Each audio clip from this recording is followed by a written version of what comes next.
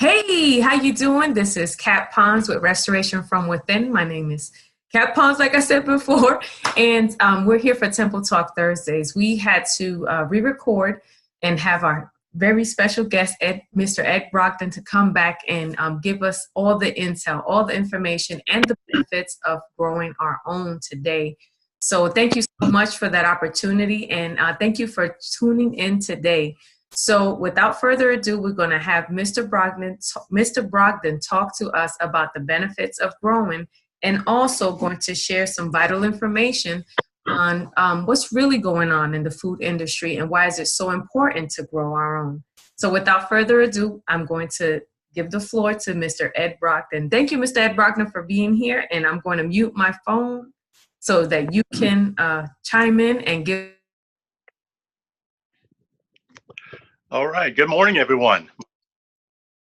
Everyone can hear me okay. I wanted to, first of all, say thank you to Ms. Kat Pons for inviting me to come on and to speak with you guys this morning. Just a little background on myself. I was born right here in the state of South Carolina.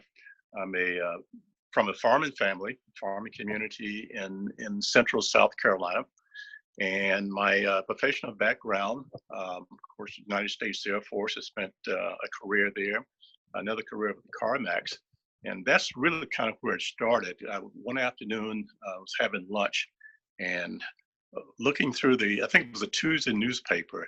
And in this paper, obviously there's not a whole lot in the Tuesday newspaper, but I saw a caption, and this caption really caught my attention.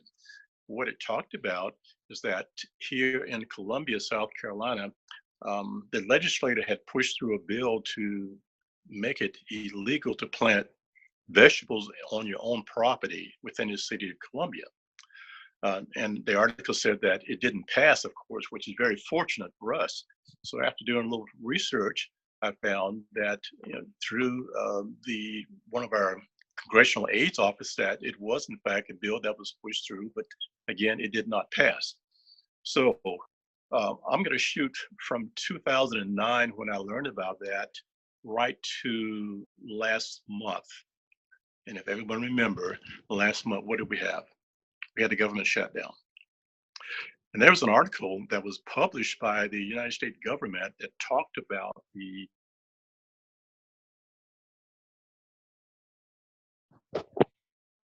excuse me, there was an incoming call, I muted that. But this article was giving us a warning to be careful about some of the vegetables that we would be purchasing at the grocery store, because as the effect of the shutdown, the food inspectors were not inspecting the foods because they were not at work. So I started asking people. And one of the questions I asked was, how many people do you think this shutdown affected? And obviously the answer that I was given was what we were hearing all over the news report. But 800,000 people were affected by the shutdown. And so I said, no, that's not entirely correct. They said, well, what do you mean? I said, well, it's actually into the millions of people that were affected by the shutdown. I said, well, how do you know that? That's well, the article that I read, this article talked about food inspectors not inspecting the vegetables. And it also talked about a lot of the recalls that came about just in 2018 alone.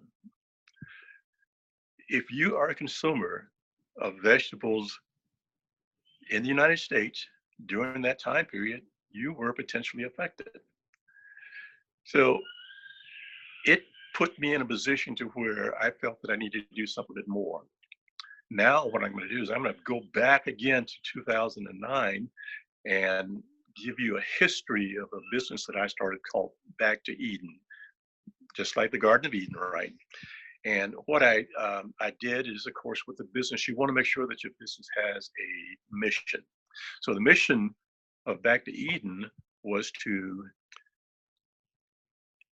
inform, to educate, to inspire and empower people to do what I have been doing pretty much all of my life. And that is to help people to learn how to grow their own vegetables. Yes, I'm a year-round vegetable gardener. And what really, really got my attention was a movie that I saw in 1975. I shared this with Ms. Cat Pons a few weeks ago. And the name of the movie was Soylent Green. In 1975, this movie was talking about what was expected to happen in the United States. And the city that they depicted in the movie was New York City. They were predicting what was going to happen in New York City in the year 2023 or 2022. 1975, talking about what was going to happen in the year 2022 or 2023. But guess what, y'all? It's already 2019. 2022 is just right around the corner. Literally around the corner. Literally. And one of the things that I saw in the pilot summary was they were talking about a jar or a pack of strawberries costing like $160. And I said, you got to be kidding. How in the world could anyone afford just the basics of foods at that cost? Yes. That's crazy. Yes. Now, here in my home state, my home city, and Thanksgiving, Christmas, just a few weeks ago, you know, a lot of my customers, and I say customers because yes, people do buy vegetables from me from my home garden. Not only were my customers buying, but people that I'd never heard of before were asking them, "Where are greens from?" So these people were calling me. They couldn't find college here in the city. I said, Yes. "Okay, what's going on? I Is there?" remember that. It was all over Facebook. People were desperate for collards. So I mean, I didn't have any problem, you know.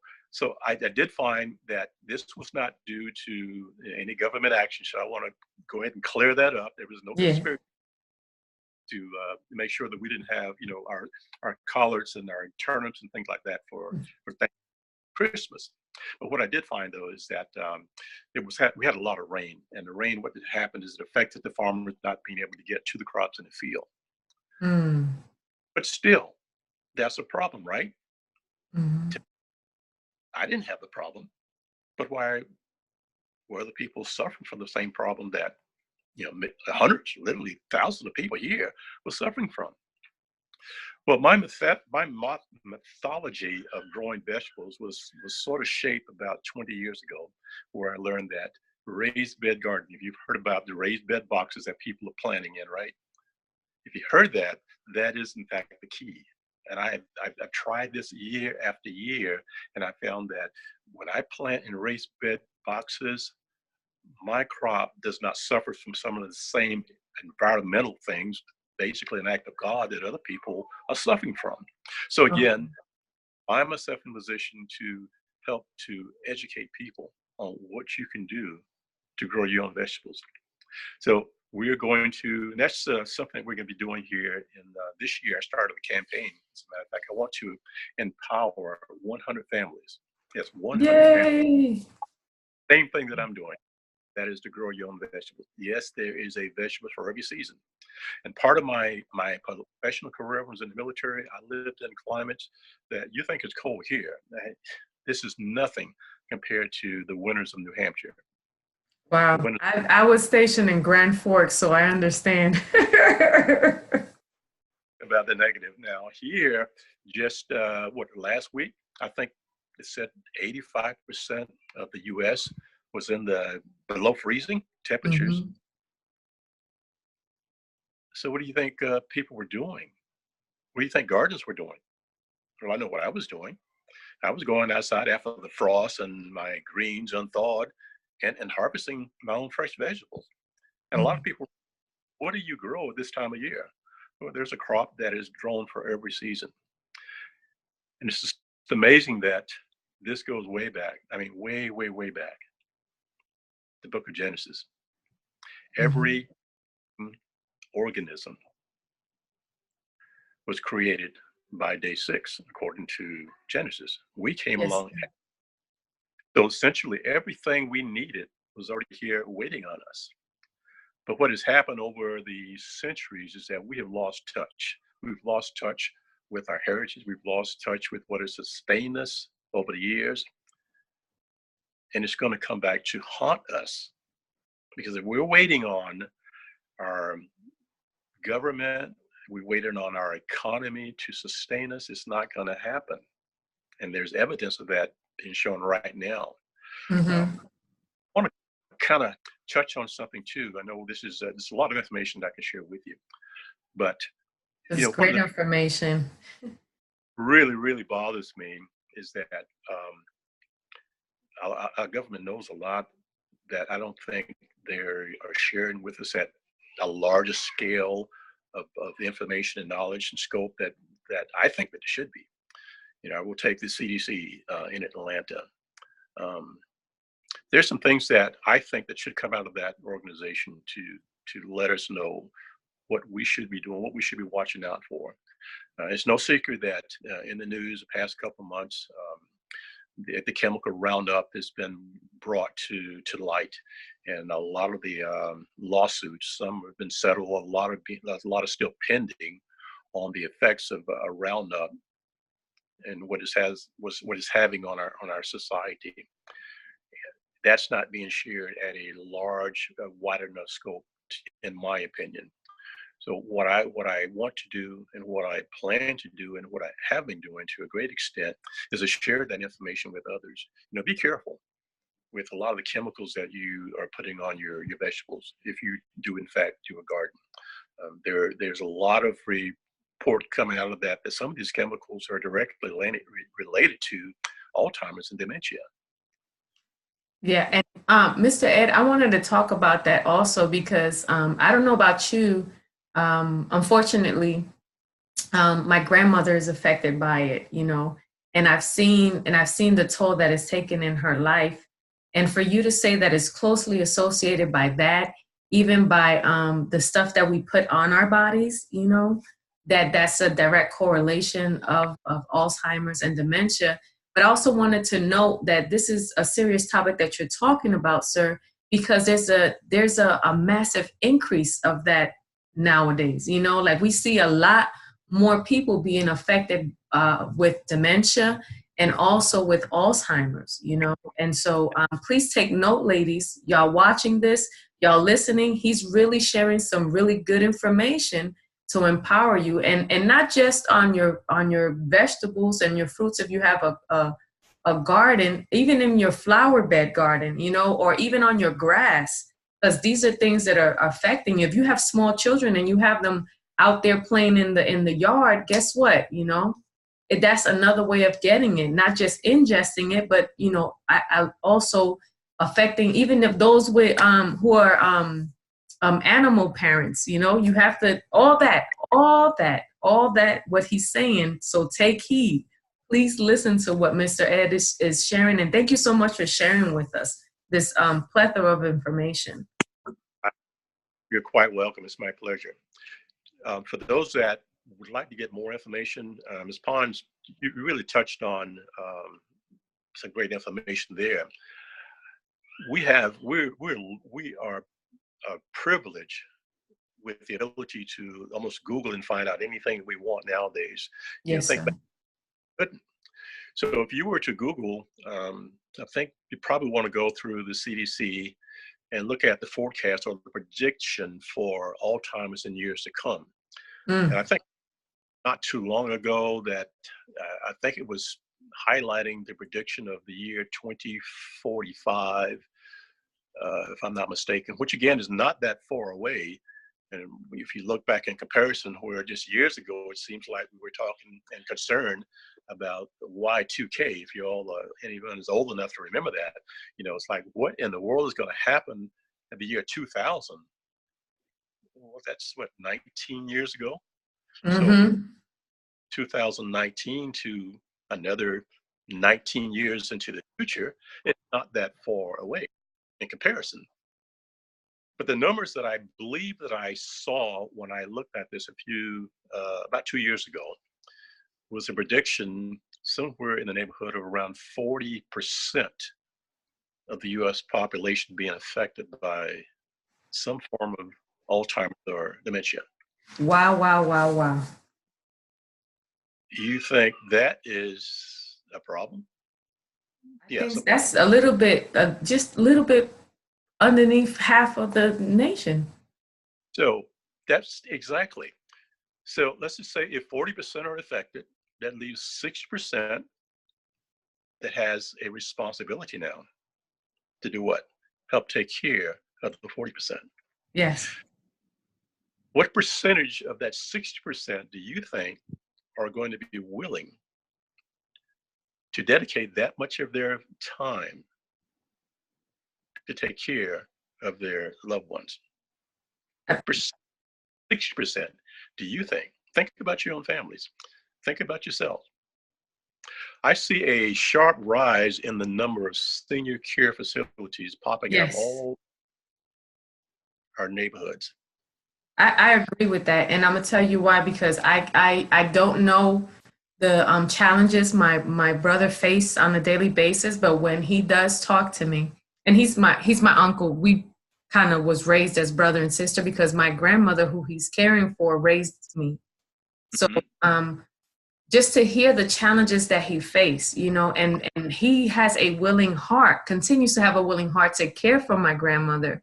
Not everybody has that, unfortunately, and it breaks my heart to even talk. I didn't think we were going to go there, but it breaks my heart that I am unable to assist like I would love to because I live far away or I'm raising kids. So it's not just the fact that people are not willing. Maybe they don't even have the resources, or the capability to do that because it takes a lot. I mean, my brother says it all the time. He says raising a child is nothing compared to caring for an elderly person. Right. I agree with you heartily. And you touched on something I want to expound just a little bit more on.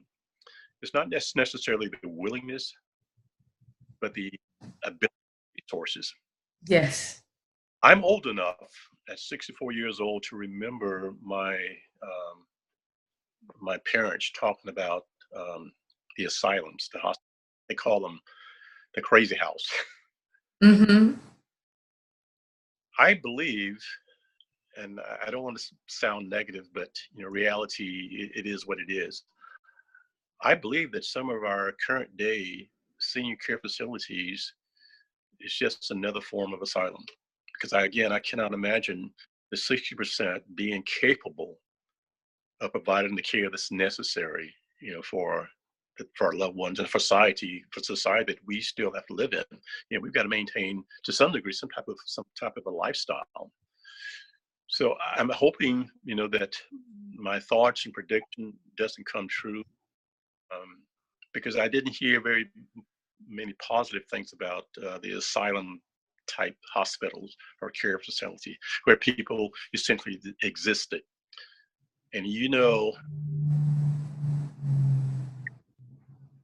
if they themselves are not being treated very, very, very well, the quality of care they give others is going to reflect. Mm-hmm. So, yeah, I mean, we're talking about vegetable gardening. So, what's the connection? To me, the connection is we are what we eat, Absolutely. and Yeah. they have thought to be totally safe and reliable to ingest and to give to our kids. Just last year, the chemicals that we are talking about right now that has been linked to this illness has been popping up in the everyday food source, Nutri-Grain bars. You know, who would have thought? I mean, that was the snack of choice. Let's eat something that's grainy. Well, guess where the grain came from? The grain Mm. came fields. Guess what the fields were sprayed with to control the weed growth, to increase the production, to increase the revenue? The chemical that is killing us. Wow, wow, So wow. have got to start looking at this from a wider scope than it is. We have got Yeah. to start looking at agriculture Hmm. in a more And being active participants in our health, because at the end of the day, that's the key here. Not just Okay, so Kat and Mr. Ed, what, you just want us to eat air? No, it's not that. It's becoming an informed consumer. Being an Well, active participant in your health makes a huge difference than just, we went from, and I think also the media has a part to do that as well, where we went from where the media would tell us what we needed to buy, eat, and think, to being informed consumers, where we can, like you said, we can just get into Google and look at information, credible information, and I, and find, because people are now are being more empowered. And if that's not true, then okay, so then why is Mark Zuckerberg making so much money with Facebook and Instagram? You know, why are right. people trying to sell on social media and not buying commercials anymore? I mean, let's just be real. So that goes back to what you're saying. And I'm sorry, let me get off my soapbox and allow you the Well, opportunity to talk, but it makes sense. And that's why these are the benefits, y'all. These are the benefits of growing your own. And not just the benefits of growing your own, but the benefits of being an informed consumer and also an active participant of your health. So see, all that comes together. All that comes together. But go ahead. Go ahead. yeah, I think last week when we did our recording, that it amazes me to some degree that some of the countries overseas, international countries, how they have standards that are so much higher than ours when it comes to Yes, foods, and how they have allowed some of our American-based companies to come into their country and to that operate part. only if they operate by the standards of that company, that country rather, I'm sorry.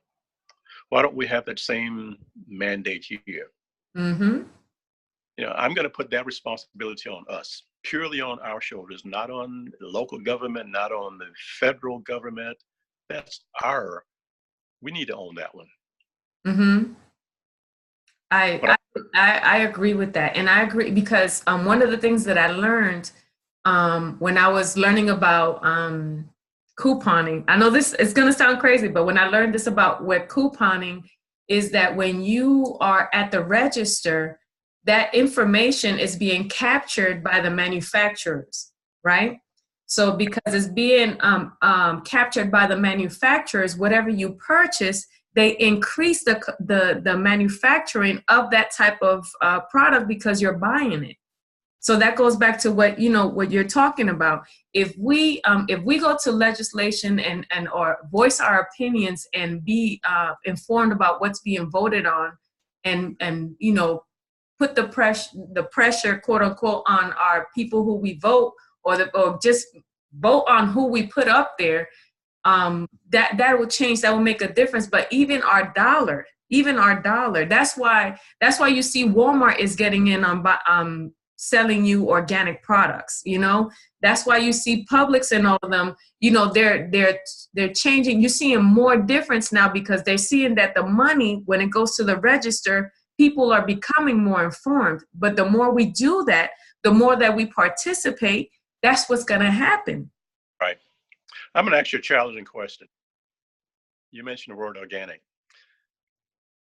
I challenge you to, next time you're at a grocery store, to look at an organic product, cucumber, and Mm-hmm. then tell tell yourself what's the difference based on appearance, not on the price now, on the appearance. And then I challenge you to buy one of each, and then challenge yourself honestly, what's the difference based on taste? You're going to be amazed. There's a terminology in our marketing strategy, it's called branding. Mm-hmm. And branding is something that will, it actually works against us as a consumer. This is at least in my belief. Because the branding product, if it starts out with a very reputable company, and I'm not going to name any specific company, but if it starts out with a very well-known, long-standing company that we have trusted for years, what happens if that company decides to deviate from standards and produce product that is not necessarily safe for us, Mm-hmm. what we're going to do, we're going to follow the tradition. Well, my grandfather, my grandmother always purchased this brand because it was considered safe. Chemicals don't necessarily have a taste that you can detect for it to be effective against you. Yes. A food product in the seafood, and I think a lot of people have been going to or shifting over towards seafood because they could see that one of the, if I got to eat some type of meat, seafood was perhaps considered the safer. Well, I want to share something, and I'm going to go ahead and name the fish. If you are a lover, a consumer of tilapia, be very careful. Yes. There is a chemical compound that has been found in tilapia that has also linked to dementia and Alzheimer's. Mm. And you go way back, anyone that knows anything about lead poisoning or mercury poisoning, you realize that once these chemicals enter into your body, into your bloodstream, and then into your organs, you don't expel them just by going to the doctor. You don't expel them by it's 3 or 4 days like a common cold and it goes away. No, we're talking about years. I think dimension dioxin is one of those. I think they're talking about something like 11 years. Wow. That's a lot of years to try to get rid of something that is going to harm you. So we've got to be a little bit careful when we put our faith in organic products. We need to know where our food is coming from. Yes. The I fish, agree. seafood side, if it says farm raised, be a little bit careful. Mm-hmm. The companies that, not all of them, I'm not going to say everyone is practicing this, but being profitable and highly profitable is usually the mission behind most companies being in business, to make as much money as possible. So wild caught, if you look at the label very carefully, very closely, you will see a difference in the seafood department where it talks about the fish, where its origin, wild caught or farm raised. Mm-hmm. I would go with the wild caught, at least for now, over the farm raised. On the vegetable side, I have tried it. I've done the challenge. I can't really tell the difference between an organic cucumber and a non-organic. I can tell based on appearance how the ones out of my garden look, or the ones that I buy from some of the local farmer markets. They're not pretty. They're not perfect cucumbers. They have some bruises to them. They have some deformity to them. They taste pretty good, and pretty likely they are organically grown. You have an idea of the source. Another thing that I would highly recommend that we be very careful on the labeling department and marketing is pay attention to what it says about where the product came from. It may say packaged in Alabama, Georgia, one of the southern states that we get a lot of our vegetables from.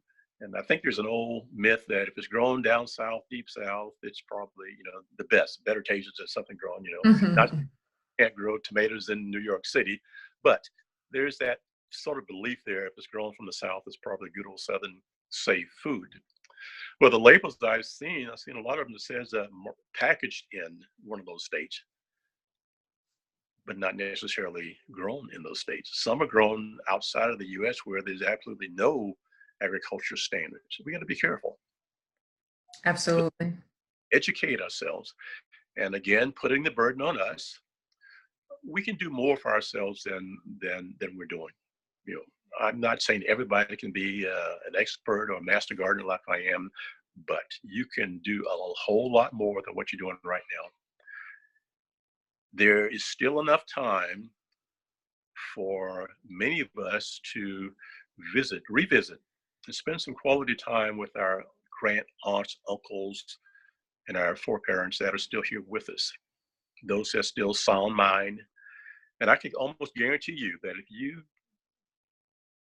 if you strike up a subject about how the good old days is what I like to call them, about how we used to vegetables and raise our own produce, our meats and stuff like that, I'm pretty sure you get their attention. And I'm pretty sure if you put the request out there that, I'd like to learn how to do some of that myself, I am pretty sure that they'll be willing to impart some of that knowledge with you. So once we get the knowledge, what are we going to do with it? Are we going to sit on it? If we do, we're not helping ourselves any. Mm-hmm. Mm-hmm. What we got for those in the age group limit of being able to make the purchase, put in the time and efforts to grow your own food, produce, fruits, vegetables, we need to look at our offspring and pass that on, so that when the year 2023, 2024, 2040, does arrive, Lord help us if we're still here, we'll be better prepared to do for ourselves. Exactly. And leave a legacy behind. So how can they reach you, Mr. Ed? So we can be part. How can they reach you so that we could be part of the 100 people that you're trying to empower? I'll give you, you can tap into Facebook. I put a lot of my pictures on Facebook and the invitation to attend some of the workshops and seminars that I have. That's one way. I will freely give you my phone number. It's 803 area code 465-0117. You can reach me there. Or if you want to reach me by email, it's Ed Brogdon, BROGDON, @gmail.com. Now, I'll be more than happy to answer any questions you have to try to get you started. I'm here in Columbia, South Carolina. I'll be traveling up to Charlotte mid-month to meet with a client there that is interested in starting a garden in Charlotte. I have another client in Florence area, and I think there's one in Maryland that saw the information that I put out there. And also one in Texas. Texas came on just last week, and we're going to partner remotely. My thoughts is if you really want to learn, we have enough information at our fingertips through Google, through Zoom, that we're on Zoom right now. And through the process, it's really not that difficult. And what I found is that if you have a willing spirit, a willing mind, that's all that's needed. Don't worry about failure. One of the richest persons in America, and pretty smart too, said something a few months that success, and particularly constant success, is a terrible teacher. You think about that. What can you learn about something that you do effortlessly without any failure? Nothing. Yeah, right. I've learned more from my failures. Exactly, failure. And yeah, I've learned more from them than success. So don't worry about failing. That's how you learn. Just keep a little journal, a little notebook. What did I do and what was the result? Then do a little research on the results. I've had people challenge me here and said, Ed, I did everything you told me. I planted tomatoes exactly like you told me. And I'm not getting any tomatoes. What am I doing wrong? This was, I think, last year and the summer before. I said, you're not doing anything wrong. I said, well, why am I not getting tomatoes? I said, I'm not getting them either. They said, what? You're not, what did you do wrong? Anything wrong? It's okay. I don't understand it. And I like to use this sort of response back to people to, first to get their attention, to get them to listen. I said, listen, has you ever heard of the clause, and you've seen it before, if you have bought any type of insurance, an act of God? He said, act of God? What are you talking about? I said, well, I found that, and it's been documented, that certain vegetables like tomatoes, cucumbers, and bell peppers, if the night temperatures doesn't consistently drop below 72 degrees at night, there's a good chance that you're not going to get the tomatoes, cucumbers, the bell peppers that you're hoping for. It doesn't matter how hot it gets during the daytime. It's the night temperatures. So now, what do you have over that? What control did I have? With nothing at all. So I'm talking to a gardener friend of mine in the Greenville area, upstate South Carolina, he didn't have a problem getting all the peppers, tomatoes that he could handle. So what's the difference? The climatical region of Greenville is quite different from here in Columbia. If you watch, and I told these folks that call me, if you watch the pattern on the news report, it's talked about the temperature, 78 degrees, 79 degrees was the low temperature. 105 was a really hot summer. Mm-hmm. So what can you do against that? Nothing. You learn from it and you grow on. So don't worry about failures. Try it. Believe me, if you try it, you will be successful at something. And the more you try, the more successful you'll be. Thank you, Mr. Ed. I appreciate that. So you've already given us your contact information. You also have an event. If you could share that real quick, and then we'll close out with thanking the chicas for taking the time to listen. So you have an event coming up. So what's going on? Share. Currently working on the process of getting, I think it's Even Bright, which is a program that allows you to put your information out there that allows people to register for an upcoming event. Yes. The event, weather being favorable to us, and I'm hoping and praying that it will be. But on March the 9th, it's on a Saturday, Mm-hmm. I and those that are interested to come out to my house so that you can see my garden, see what I've done. Because I want to share with you, it's not entirely easy. There's a little bit of time and effort that you need to put into it. I want to share with you the costs associated with developing a year-round gardening system, but also directly, my passion for doing this, and answer your question directly back on what am I in for if I decide to move forward with this. So the first event is to get you out face to face so we can shake hands, meet and greet, and really confirm your interest in wanting to be a year-round vegetable gardener. After that, the next stage will be an opportunity to come back, and we're going to go through, this will be entitled basically an empowerment workshop. The empowerment workshop is designed to show you the skill sets that are necessary. And a lot of these skill sets are as easy as learning how to ride a bicycle. It's not rocket science. It's difficult. I've had great success working with elementary school kids, and my thoughts is if they can do it, surely a young adult can do it. The event again will be targeted for a few weeks after that. We'll be able to at least get people started so they can start growing some vegetables this early spring, this early summer. Awesome. For that bit of information, it's going to share how to go about registering, the costs, and I'll tell you right now, very, very economical. We're looking at the first event, $58 essentially covers you as an individual to attend the event. That's not bad. Mm. Lifetime of information that you can use is going to make a difference in your health of your family, and your communities. Awesome. And so it's March 9th from what to what time, sir? March 9th from 10 until 20. I think there's about 52 people already signed up. So we're going to do 10 to 12:30 for the first group, those want to get an early start. And I think 1 until, let's say 2:30 is an afternoon session for those that might want to come a little later.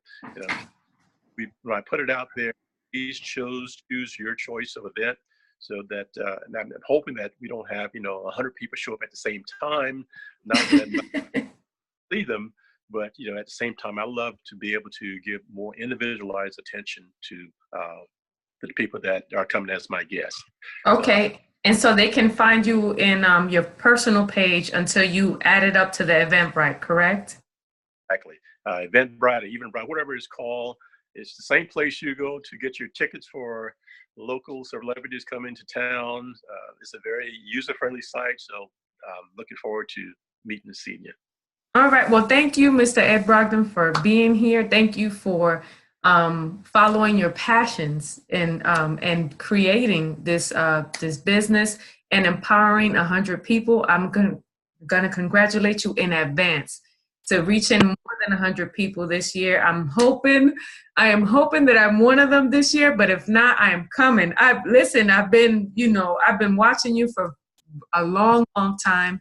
And I'm encouraged by what you share. So please share, continue to share the information. Please continue to be a fountain of a plethora of information that is going to, and I just love what you have and what you are doing with us, because a lot of a lot, like, you're ready to share information, and we find ourselves hesitant to even ask, and that's what, that's all we need to do is just ask, because people are ready to share.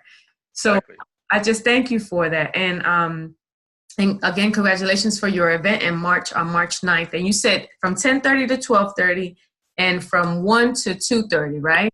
So they have a trusted, and that's in the Columbia, South Carolina area. Once you register, you'll get the information and the address to your location. But again, congratulations. Thank you so much. If you want to get to know more about Mr. Ed Brogdon, please go to his Facebook page, Ed Brogdon. His Gmail is, go ahead, Mr. Ed. edbrogdon@gmail.com. And you can also, on the Facebook page, I want to mention this real quickly. Yesterday, I launched a series of tidbits of information, grow your knowledge. Yay! So look at that. I've had quite a few people that have expressed gratitude, and the information has been shared. And just grow your knowledge. It's just, don't spend off the thing to do. Just little things that you can do that will make a big difference in your success. Awesome. And you know what? I'm going to share that on my business page. And you also have a business page for Garden of Eden as well, right? Yes, Back to Eden. Back to Eden. I'm sorry. Back to Eden. Back to Eden year-round veggie gardeners. Okay, so definitely. So thank you so much. And you have a great, great, great day. Bye. All right. Yes, love you. Bye-bye.